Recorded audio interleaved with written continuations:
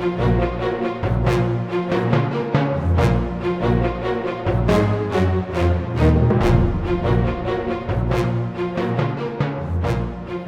the 13th of June 1917 was a clear, sunny day in London. The British capital was at peace since the Zeppelin raids of the previous 2 years had ended in the second half of 1916, when new explosive and incendiary bullets fired by British fighters had made such attacks too costly to the Germans. Anti-aircraft defences had been relaxed.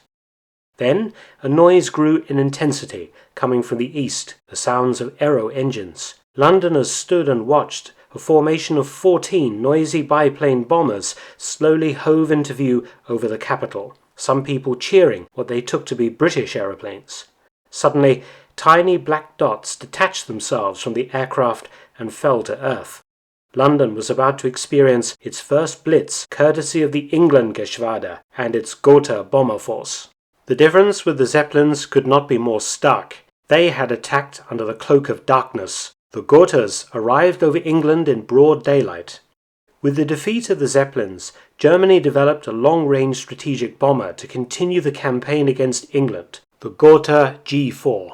It could fly to London and back. In March 1917, the Germans formed a special strike unit to rain death and destruction on Londoners, the England Geschwader, based in Belgium and commanded by Hauptmann or Captain Ernst Brandenburg, a 33-year-old former infantry officer and pilot.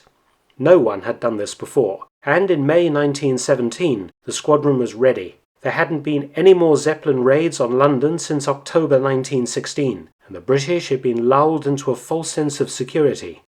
The Gotha G.IV was an improved version of earlier German bombers, produced by 3 companies, Gotha Waggonfabrik, Siemens and LVG. Unlike earlier Gotha bombers, the G.IV.'s fuselage was fully skinned in plywood instead of fabric. It had a crew of 3, a pilot, a nose gunner and a dorsal gunner. 12.2 meters or 40 feet long, with a wingspan of 23.7 meters or 77.9 feet. It weighed 3,648 kilograms, or just over 8,000 pounds loaded, and was propelled by 2 Daimler-Mercedes D4A 260 horsepower engines, giving a maximum speed of 135 kilometers or 83 miles per hour. It could cruise for an impressive 6 hours, had a range of 810 kilometers or 506 miles, and a service ceiling of 5,000 meters or 16,400 feet.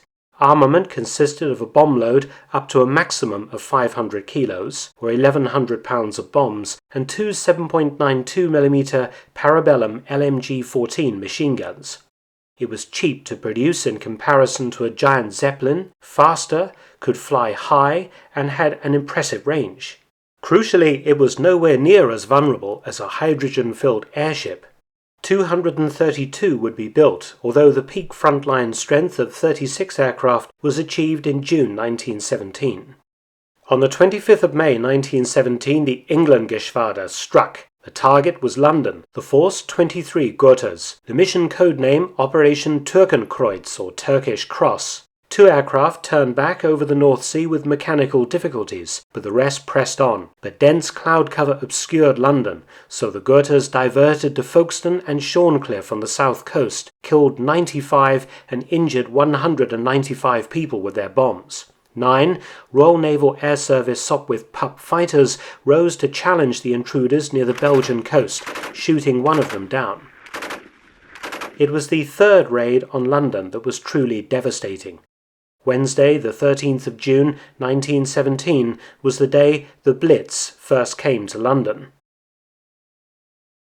As people stood in their streets watching as the 14 noisy biplanes droned overhead, Home Defence Headquarters had been alerted, and anti-aircraft guns at Romford in Essex opened fire at 11:24 a.m. Brandenburg led the formation over East London, dropping a few bombs.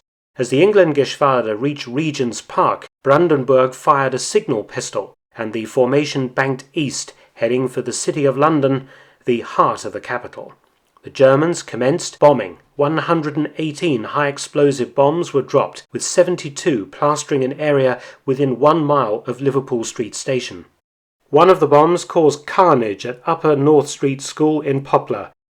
passing through 2 floors of classrooms before detonating inside the infant classroom, killing 18 children between 4 and 6 years old, with another 37 badly injured. In total, the first daylight raid on London in history caused the heaviest number of casualties of any World War I air attack. 162 people were killed and 426 injured.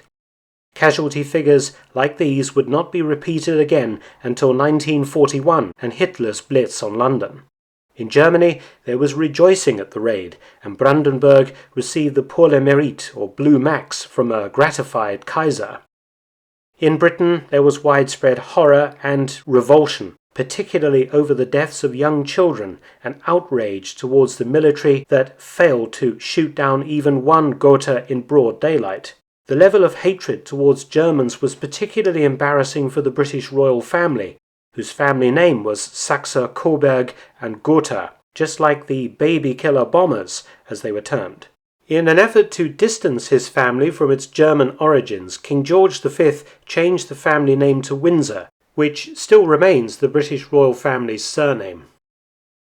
The England Geschwader's attacks caused Britain to beef up its anti-aircraft and fighter defences, forcing the Germans to turn to night raids, which would continue until the end of World War I. In the war's final phase, the Germans unleashed a new bomber type, the Riesenflugzeuge, or giant aircraft, the Zeppelin-Staaken R.VI, an aircraft even bigger than a World War II Avro Lancaster. But that's a story for another time. As for the Gotha bombers, they were all scrapped after the First World War. A replica is on display at the RAF Manston History Museum in England, and a cockpit reproduction at Stowe Marie's Great War Aerodrome near Malden in Essex. Many thanks for watching. Please subscribe and share, and also help support my channel at PayPal and Patreon, details in the description box below.